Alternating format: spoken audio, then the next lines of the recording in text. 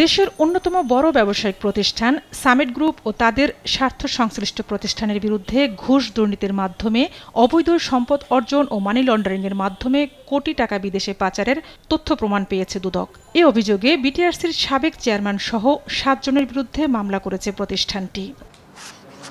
মঙ্গলবার নিয়মিত ব্রিফিংয়ে এ তথ্য জানান দুদক মহাপরিচালক।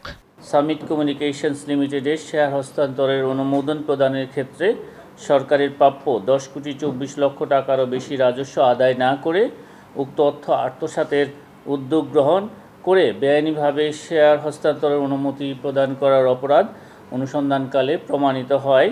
এদিকে দুদকের দেয়া সম্পদ বিবরণীর সঙ্গে প্রকৃত সম্পদের মিল না থাকায় যমুনা অয়েল কোম্পানি লিমিটেডের কেমিক্যাল বিভাগের সহকারী মহাব্যবস্থাপকের বিরুদ্ধে করা মামলার চার্জশিট দেওয়া হয়েছে।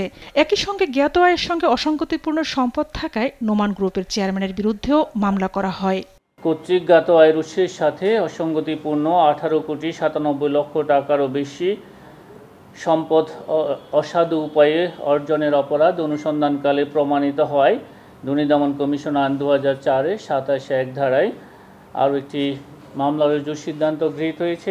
এ সময় সাবেক পরিবেশ মন্ত্রী মোহাম্মদ শাহাবুদ্দিনের মামলার অগ্রগতি প্রসঙ্গে দুদক মহাপরিচালক জানান, ওই মামলার অনুসন্ধান প্রতিবেদন পর্যালোচনা হচ্ছে।